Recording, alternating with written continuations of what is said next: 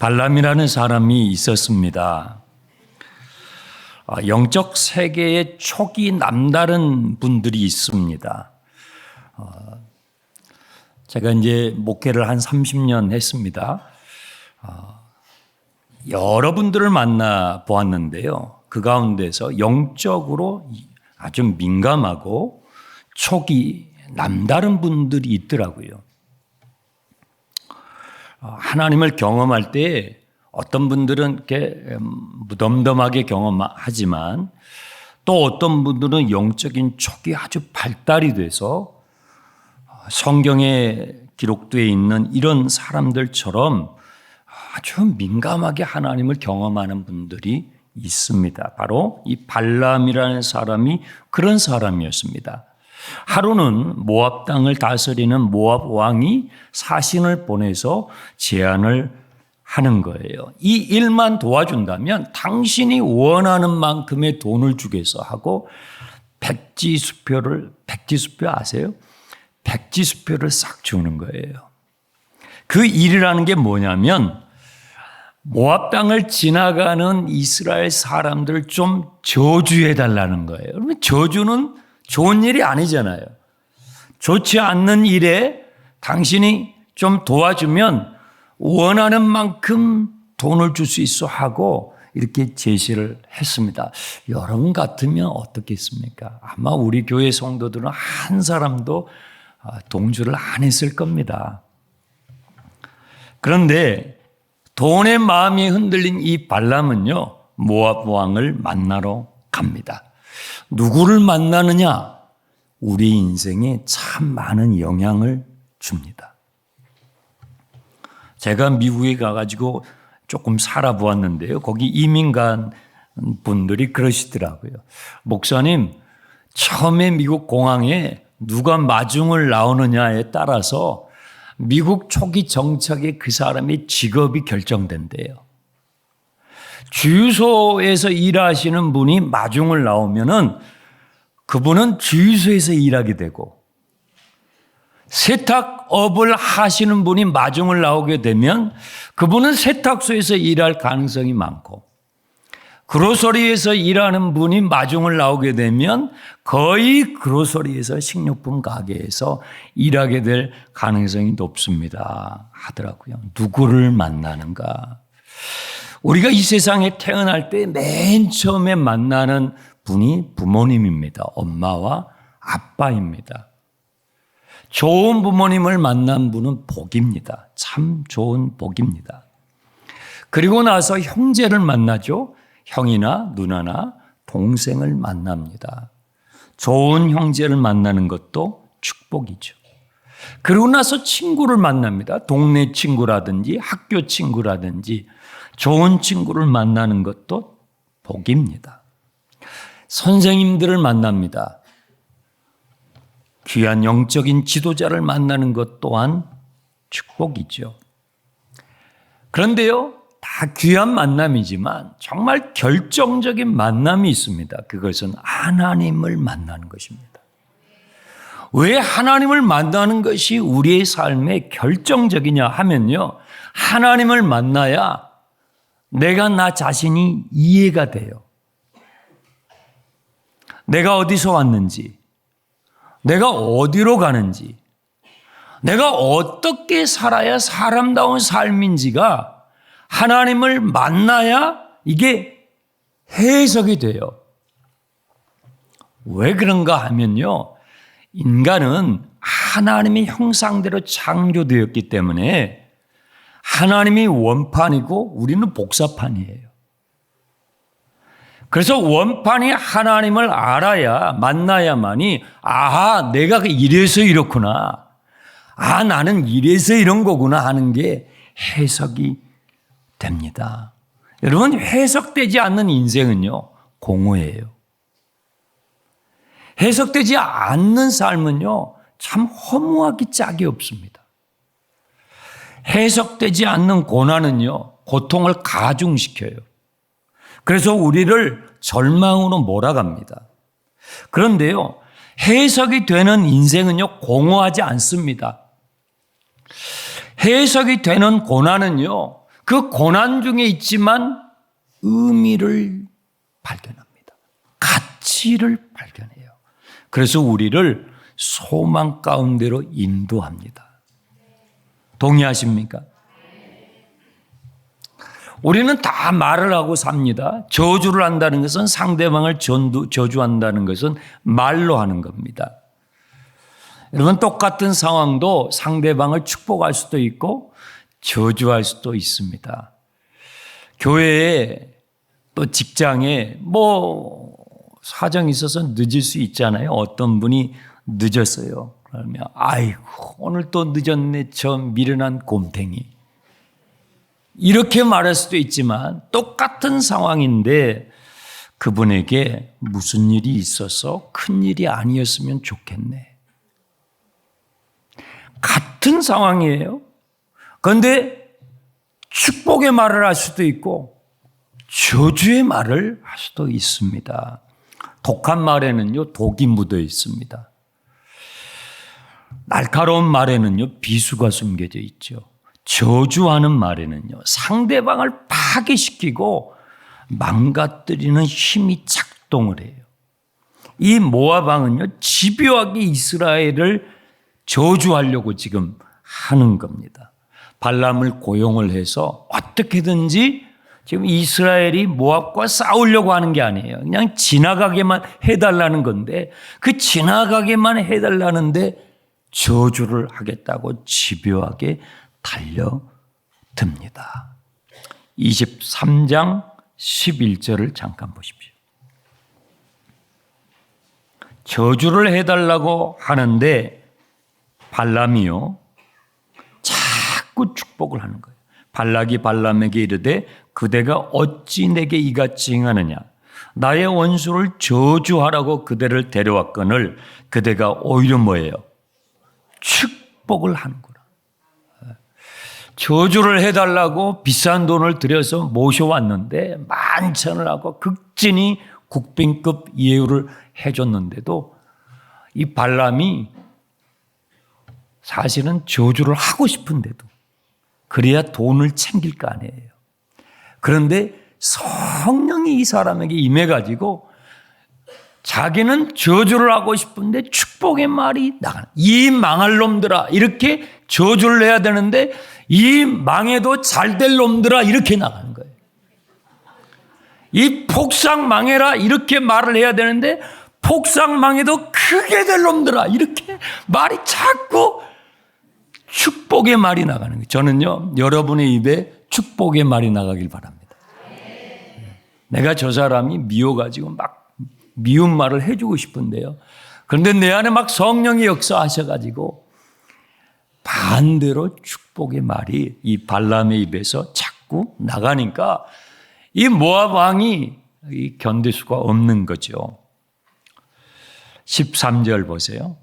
그래서 장소를 바꿔요. 23장 13절. 장소를 바꾸어서 다른 데 데리고 가면 혹시 저주를 마음껏 하지 않을까 하고 장소를 바꾸는데 역시 여지없이 20절 축복의 말을 쏟아내요.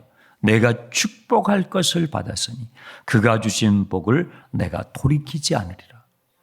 하나님께서 자꾸 축복의 말을 하도록 도우시는 거예요. 그래서 오늘 우리가 읽는 24장의 말씀이 세 번째로 다른 장소로 또 내려고 와요.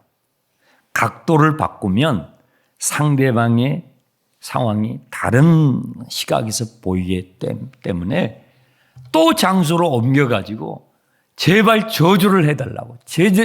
이 마음껏 저주를 해주면 당신이 원하는 대로 돈을 주겠다라고 하지만 또 24장 1절에 발람이 자기가 이스라엘을 축복하는 것을 여호와께서 선히 여기심을 보고 전과 같이 점수를 쓰지 않고 그의 낯을 광야로 향하여 눈을 들어 이스라엘의 그 깃바디로 천막 친 것을 보는데 그때 뭐예요? 뭐가 임해요?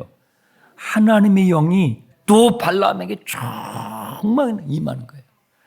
그래서 저주가 안 나오고 이번에도 역시 축복이 나가는데요. 5절 야곱이여 내 장막들이 이스라엘이여 내 고초들이 어찌 그리 아름다운고. 계속 축복의 말씀이 나가는 거예요.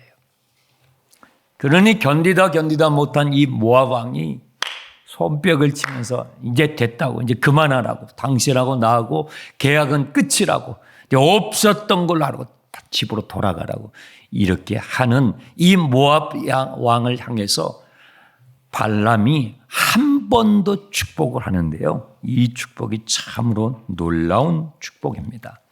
17절을 보십시오.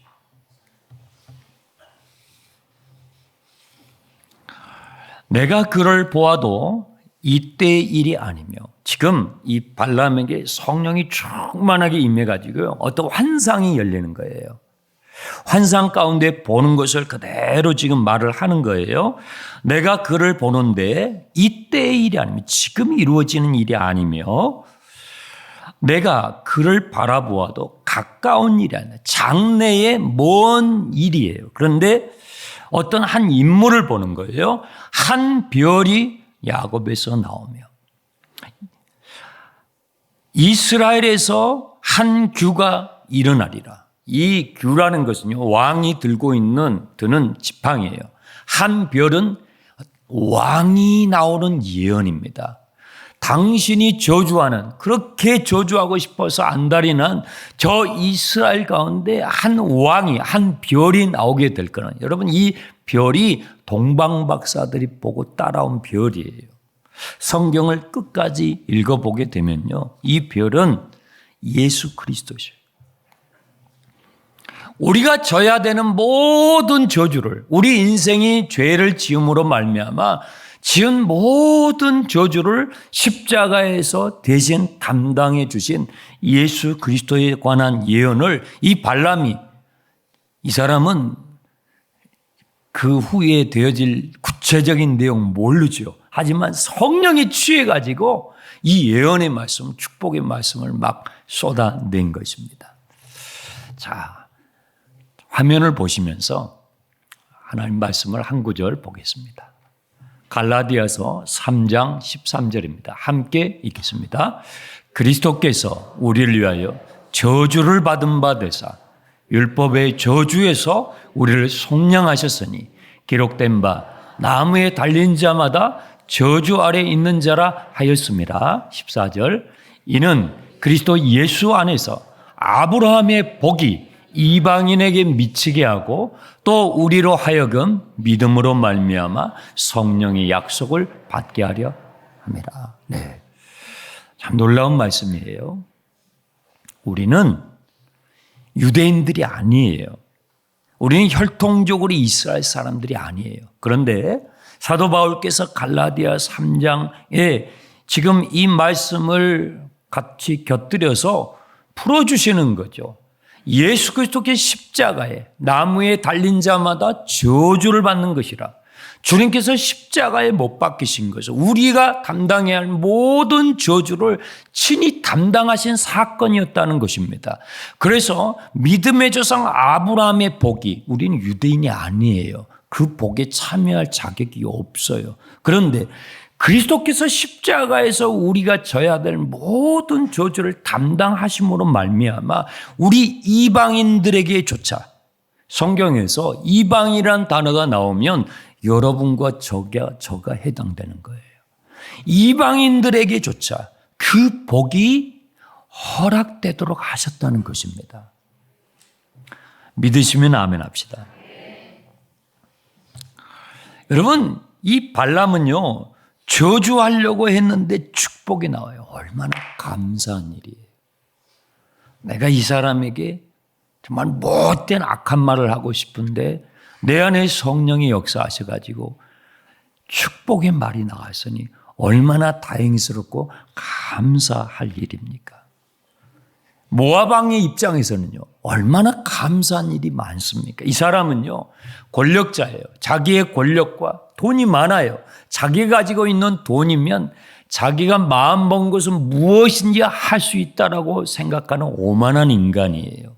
그런데 참 감사한 것은 자신의 권력으로도 좌지우지할 수 없는 존재가 있음을 알게 된 거예요.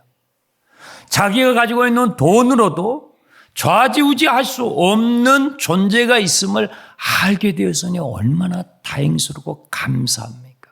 이 사람은요, 심지어 자기의 권력과 돈이면 신들의 마음조차도 움직일 수 있다라고 조종할 수 있다라고 생각했던 오만한 사람이에요. 실제로 고대 왕들은 그랬습니다. 모압의 신들이 있었습니다. 그런데 모압 왕은요, 자기가 가지고 있는 권력과 돈이면 모압의 신들도 조종할 수 있다라고 생각했던 오만한 사람이었습니다.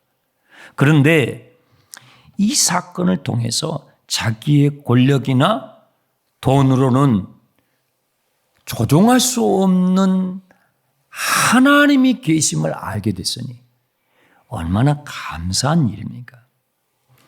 이스라엘 자손들의 입장에서는 어떻습니까? 여러분, 지금 우리가 읽는 이 본문 말씀에는요, 모세는 등장하지 않아요. 이스라엘 백성들은 몰라요. 왜냐하면 이 발람의 사건은 이스라엘 진영 안에서 일어난 일이 아니에요. 이스라엘 진 밖에서 일어난 일이에요. 그러니 이스라엘 사람들은 몰라요. 이런 일이 있는지, 어떤 사람이 우리를 저주하려고 아주 그냥 예를 쓰면서 돈을 투자하면서 이리저리 뛰어다니면서 나를 저주하려고 하는 것을 전혀 몰라요. 여러분 한번 생각을 해보십시오.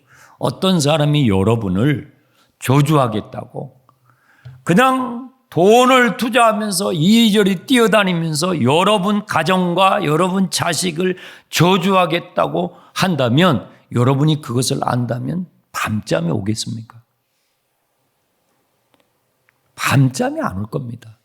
그런데요, 이스라엘 자손들은요, 두 달에 펴고 잠 잘 잡니다. 왜요? 몰라요. 그 이스라엘 진영 안에서 일어난 일이 아니에요. 진영 밖에서 일어난 일이에요.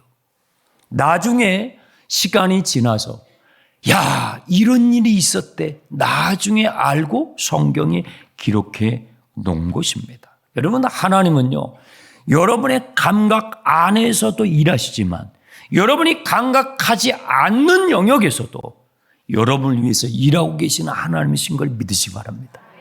여러분이 두 눈을 뜨고 대낮에 돌아다니는 가운데서도 하나님께서 여러분을 위해서 일하시지만 하나님은요, 여러분이 감각하지 못하는 잠을 자는 시간에도,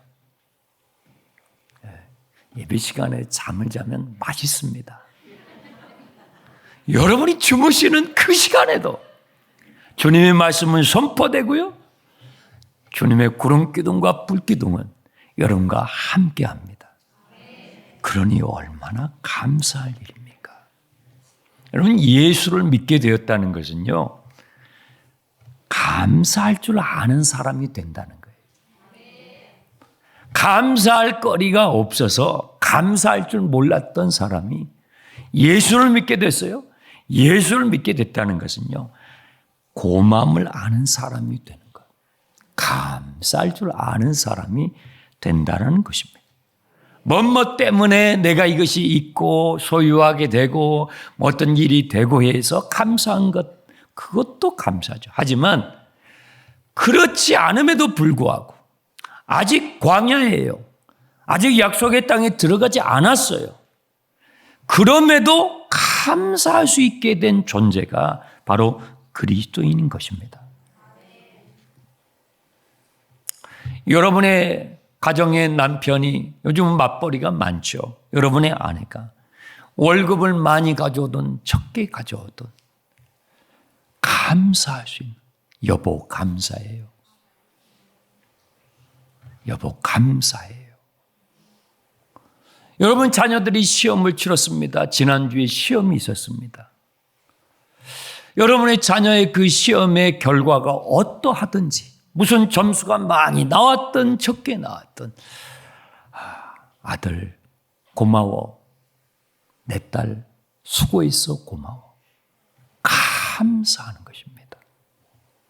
여러분의 부모가 잘났든 못났든, 연세가 드시고 하면 다 기력이 쇠지시지 않습니까? 여러분의 부모님이 잘났든 못났든 아버지 고맙습니다. 감사합니다. 엄마 감사합니다. 행복은요, 저기 멀리 있는 게 아니에요. 저기 달 날아가고 화성에 가야 행복한 게 아니더라고요. 여러분 행복하기 원하십니까? 감사하십시오. 감사하면요, 그 감사하는 순간 모든 것이 눈부시게 돼요. 모든 게 눈부시게 된다고요. 그 순간순간 눈부시지 않는 순간이 없어요. 감사하게 되면요. 행복은 저 멀리 있는 것이 아니라 여보 감사해. 아들아 고마워. 내 딸 고맙다. 수고했어. 아빠 엄마 감사합니다. 감사하는 순간 행복해집니다. 오늘 여러분에게 이 추수감사주일에 여러분 마음에 감사가 넘치길 바랍니다.